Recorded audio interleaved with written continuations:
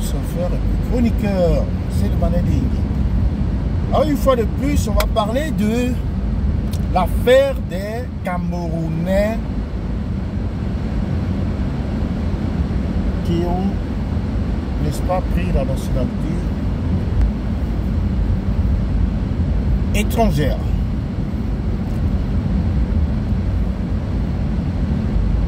D'abord, comme toutes les raisons pour lesquelles on ne peut pas faire un bulletin unique au Cameroun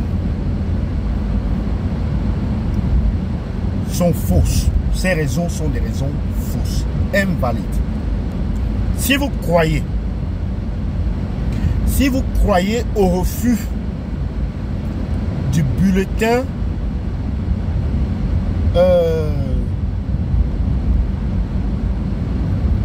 de multiples de bulletins individuels au lieu de bulletins uniques qui ressemblent étrangement à la double nationalité, au problème de la double nationalité, c'est-à-dire on refuse la double nationalité ou multiple nationalité au prétexte que cela réduit l'amour que quelqu'un a pour le pays. C'est comme si le Cameroun c'était le premier pays qui est né sur la planète. C'est comme si le Cameroun a inauguré le système de double nationalité. Oh que non! Le Cameroun n'a jamais inauguré le système de double nationalité. La double nationalité existe depuis des années, partout. Elle existe depuis des années partout. Alors j'ai suivi un argument farfelu sur Equinox dans l'émission Droit de réponse par un des panélistes pro-régime qui disait que bon, la double nationalité n'est même pas permise aux États-Unis. Hein? Or, les États-Unis, c'est un très grand pays. Tu vois ce qu'ils disent? La double nationalité n'est pas permise aux États-Unis.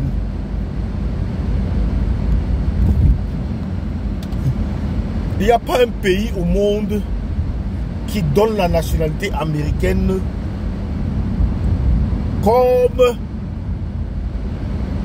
qui donne la nationalité aux étrangers comme les États-Unis. Il n'y a pas un pays au monde. Hein? Ça, c'est pour essayer un peu de répondre à ce farfelu-là. Il n'y a pas un pays au monde qui donne la nationalité aux étrangers plus que les États-Unis. Ça n'existe pas. Les États-Unis permettent à 50 000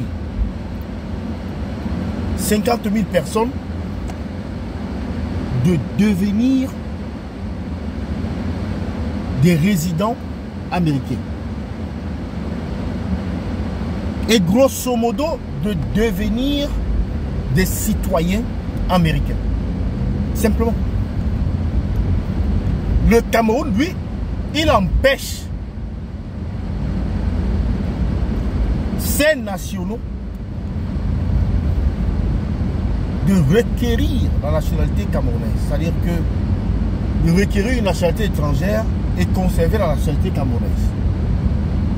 Dans les textes, hein, dans les textes. Et un Camerounais comme moi ne peut pas s'acheter un bien immobilier au Cameroun parce qu'il est étranger. Les lois, c'est bête quoi. Ici en Angleterre, un Saoudien peut acheter un terrain. Oui.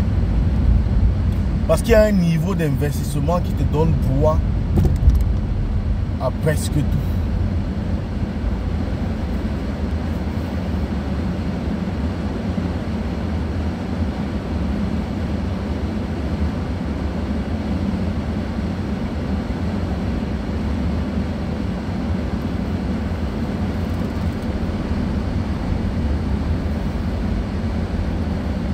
Il y a un niveau d'investissement qui te donne presque droit à tout.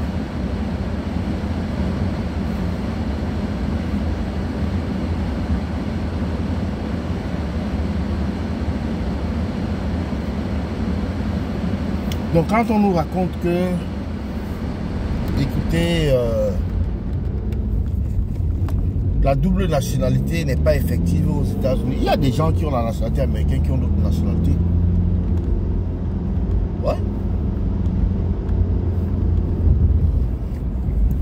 La limitation ne vient que lorsque vous voulez briguer, par exemple, un truc électif ou un poste électif ou un truc comme ça. Mais en dehors de ça, vous allez voir quelqu'un, on dit libano-américain, on va dire libano-français, on va dire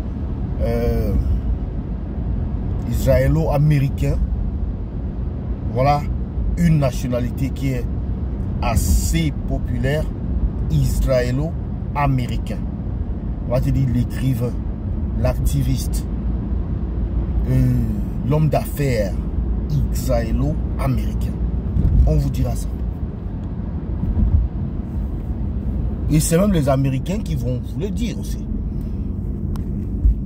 Donc comment ça se fait qu'on a des gens qui sont israélo-américains et un individu vient nous brandir peut-être selon lequel oh, on ne peut pas avoir la nationalité américaine, avoir une autre nationalité. Mais si. Si. Donc ça c'est un faux débat. Maintenant, la question que je dois poser aux Sardinards, c'est si eux ils savent combien de Camerounais évoluent dans des championnats occidentaux, dans des clubs de 2e division, dans des clubs de 3e division. 2e division, 3e division. Combien? Vous remarquerez que même le Nigeria,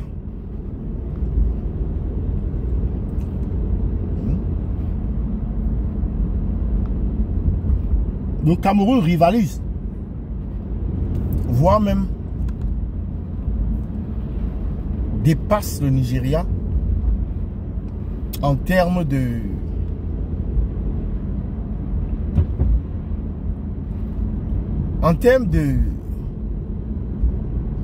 produits finis qui émergent et qui évoluent dans les pays occidentaux. Donc, si le Cameroun peut avoir des joueurs à l'équipe de l'Allemagne, équipe de France, équipe de Belgique, équipe de Suisse, même États-Unis, Canada, mais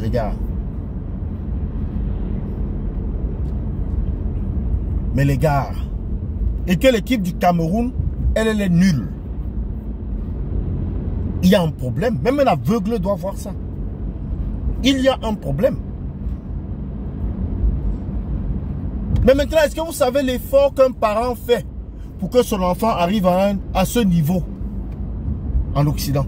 Est-ce que vous savez, vous essayez d'imaginer les sacrifices qu'un parent doit consentir, doit accepter, doit dépasser pour arriver à ce niveau-là, dans le froid, sous la pluie, dans la neige, hein? Et le coût financier aussi. Pour que quelqu'un vienne là, il se place, il dit ah mais cet enfant-là n'avait pas de niveau. Les enfants formés chez les Blancs sont 5 fois meilleurs. Oui.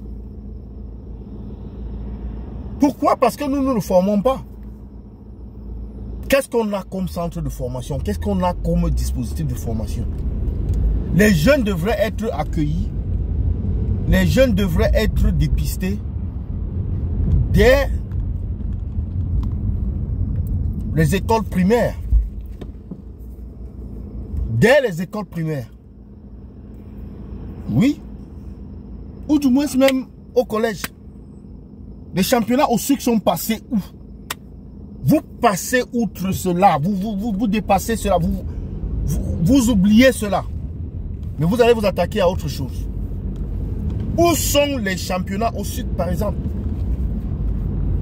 Moi, j'ai fait les jeux au sucre. Ça ne coûte rien, les jeux au sucre. Ça ne coûte rien du tout. Mais on ne réussit pas. On ne réussit pas à les faire.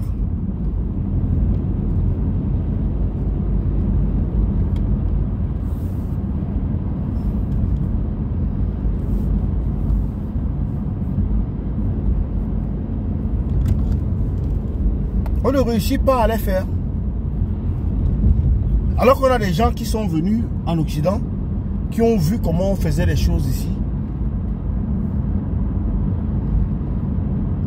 mais qui ne se sont pas inspirés de cela, de ce qu'ils ont vu, de ce qu'ils ont expérimenté, de ce qu'ils ont appris.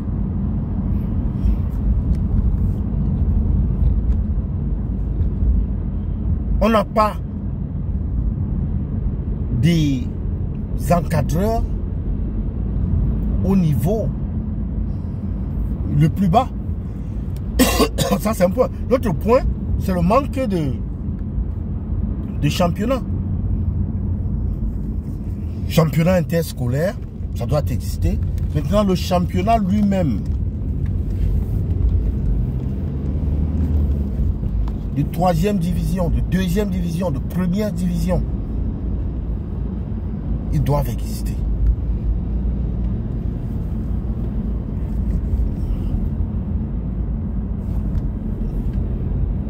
Ces championnats n'existent pas.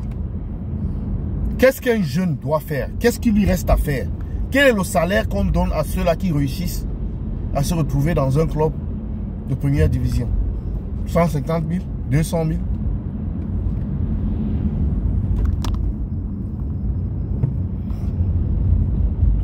Et pourquoi est-ce que celui-là ne va pas aller à l'aventure?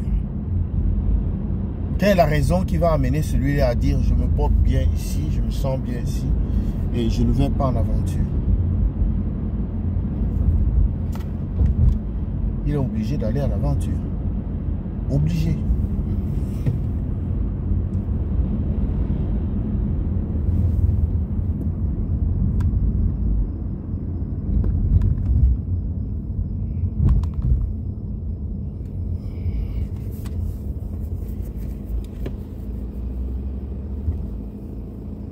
Le joueur est obligé d'aller en aventure. Il va en aventure là-bas. Il trouve une autre réalité. Là-bas, on regarde le travail. Moi, je connais des gens qui ont eu à, n'est-ce pas, passer par ce processus-là de validation où leurs enfants étaient, n'est-ce pas, dans de grands clubs. Mais on exige un rendement, nombre d'heures, on exige des performances, on exige des statistiques. Donc si ton enfant n'arrive pas à avoir de bonnes statistiques, désolé, on ne le garde pas. Ça ne veut pourtant pas dire que il n'est pas bon. Et même si tu es bon, il y a un certain nombre de critères qu'il faut encore satisfaire, même si tu es naturellement doué. Et si tu ne satisfais pas ces critères-là, on te met de côté. Oui. On te met de côté.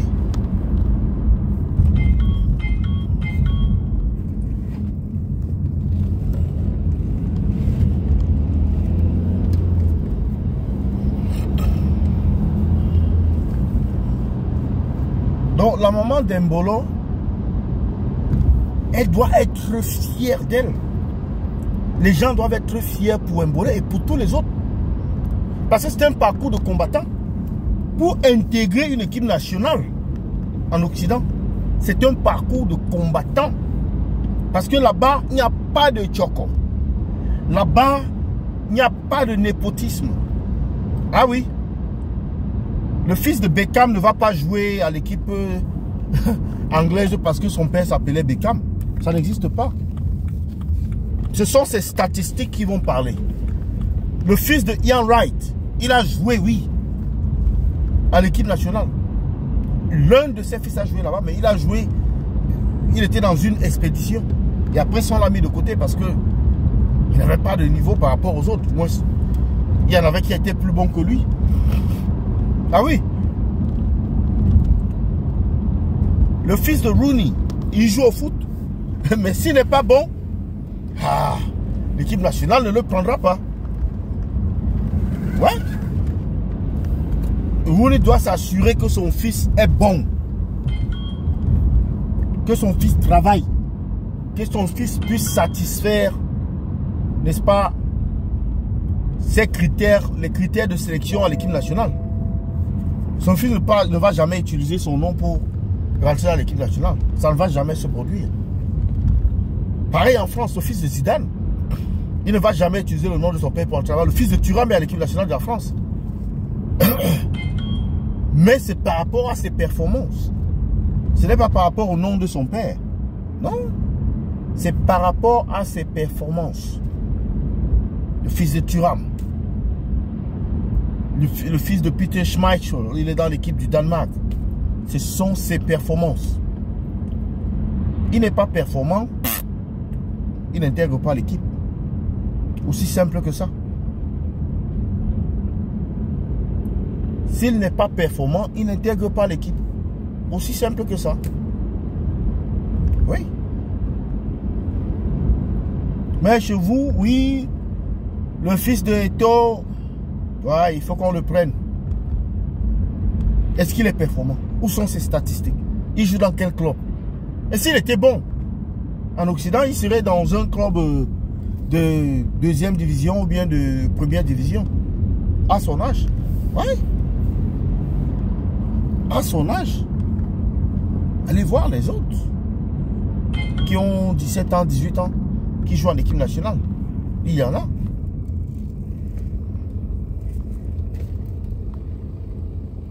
Il y a vu un jeune Australien, là, noir, soudanais d'origine. Il y en a. Donc, ce qui est remarquable dans cette Coupe du Monde, c'est que c'est une Coupe du Monde des Noirs, en fait. Vous regardez les équipes, toutes les équipes. Canada, Belgique, France, Angleterre, même l'Australie a déjà les Noirs. Il n'y a que l'Espagne, la Croatie, le Danemark, qui ont très peu de Noirs. Et la majorité de ces équipes-là, elles ont tellement de Noirs.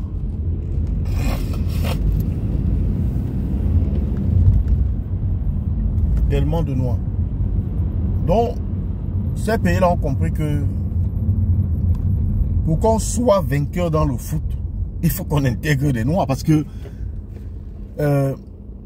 les Noirs ont ceci de particulier, c'est que ils sont naturellement bons. Ils sont naturellement doués. Donc, on doit faire avec. C'est pour cela que de plus en plus, les nations occidentales intègrent des Noirs dans leur effectif. Et ça marche. En France, ça marche. Regardez l'équipe de France là. Elle est l'une des équipes la plus redoutable là, dans ce championnat. Et puis il y a aussi l'équipe, il y a l'Espagne. Hein? Regarde l'Espagne. Et le Brésil. Ouais. Le Brésil, c'est mélangé. Noirs, les blancs, les noirs, les blancs. C'est mélangé. Donc, nous devons, au Cameroun, nous poser de très bonnes questions. Mais nous devons, n'est-ce pas, au-delà de tout cela, de nous demander si nous avons fait le bon choix avec Samuel Eto'o. Parce que Samuel Eto'o était supposé venir là, échanger les choses, faire en sorte que ces histoires de pourboire, non, que c'est fini, que c'est la fin, que ça n'existe plus. Mais on se rend compte que il a maintenu tous ces tous ces bobos là, tous ces méthodes.